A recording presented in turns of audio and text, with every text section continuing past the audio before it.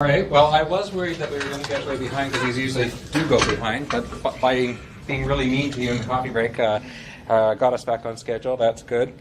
And because I didn't know what was going to happen, I didn't prepare slides to finish up. I thought I'd take notes and see how much I got to actually say.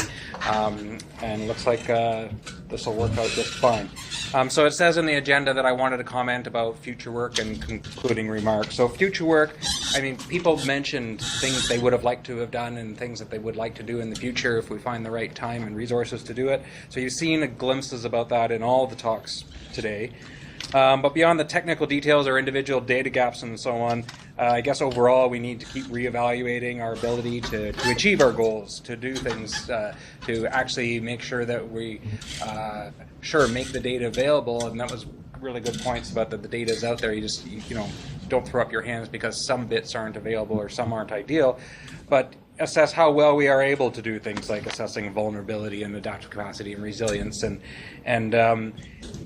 we've got pieces of all of that and what we've already made available, but there's lots of room to make improvements and grow on that, and do things like I was realizing just that now that some of the assessment of being able to assess general resilience across the region is based on what we had in our data set and our framework in the past, and now we've added more capacity in terms of just bringing in decisions made on individual farms, for example. We need to re-examine how that might impact now what more we might be able to do with resilience in the whole system.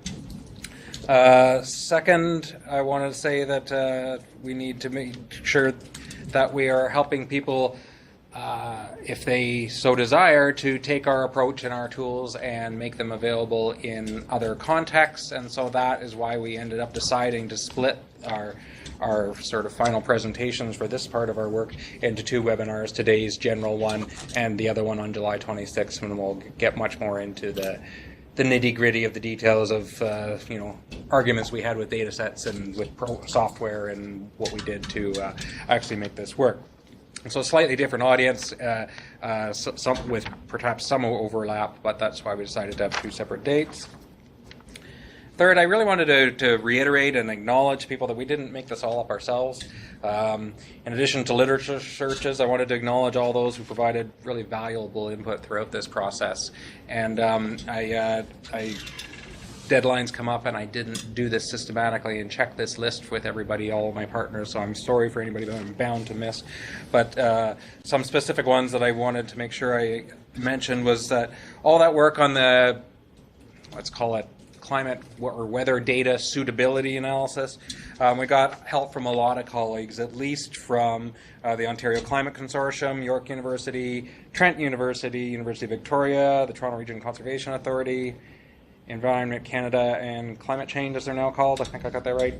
Natural Resources Canada and the Ontario Ministry of Natural Resources and Forests, is it? I think OMN, what used to be OMNR, whatever their new name is.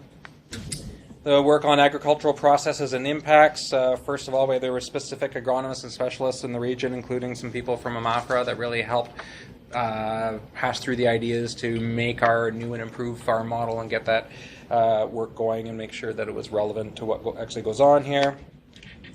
The recent workshop that Dan mentioned a little while ago with local producers include representatives from the Ontario Federation of Agriculture, the Canadian Federation of Agriculture, and typically these people were also the county reps for their local soil and crop improvement associations. We got really valuable feedback from that meeting. And all sorts of new directions for improvement, some which we were able to implement right away and have changed how we've put together our most recent versions of our work. Others that we've put on the list, okay, that would be really nice, this would be better, and we'll be looking for ways to do that in the future. The resilience indicator work, so that Olivia just talked about, Patricia Larkin, who was here at the beginning of the meeting, ran our consultation of community and resource planners and conservation authorities around the region, and some of you looking at this recording or participating remotely or here in the audience may have been part of that, and certainly we appreciated all the input we got there. And we've also been working with Risk Science International, maybe is what the I is.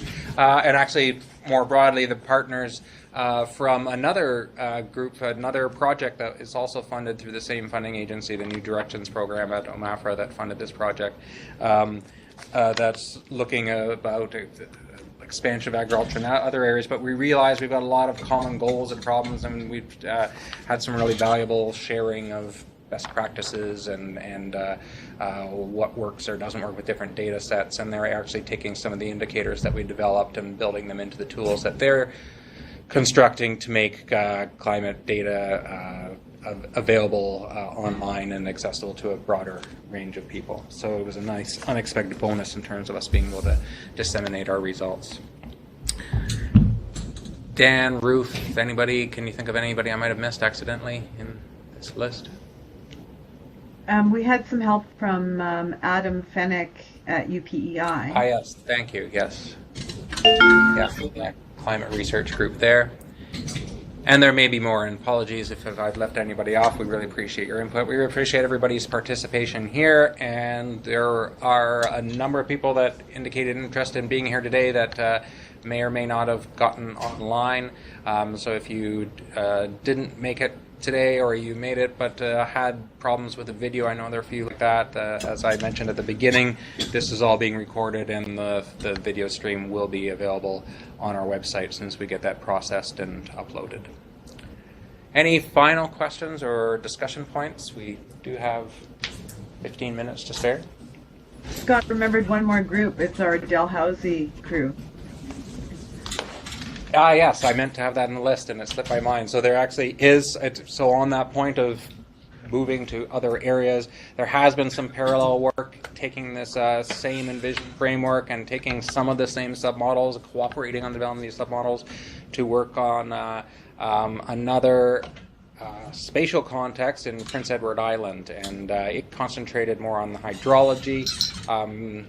And as Cameron said a little while ago, he's looking at hydrology options for us, or hydrological modeling options for us in Eastern Ontario. That was a lot of our initial ideas on that were made possible by the crew from Dalhousie that was doing work in PEI. Thanks, Ruth. All right, so that's what we've done so far, and what we want to share with everybody. And we do encourage feedback, questions, suggestions, critique, what have you. The email addresses that are on the agenda are one way you can do it. You can also go to our website, and there's contact information for us there. Thanks for your participation. If nobody has any last minute questions or interjections, then we'll probably say goodbye. All right, thank you very much.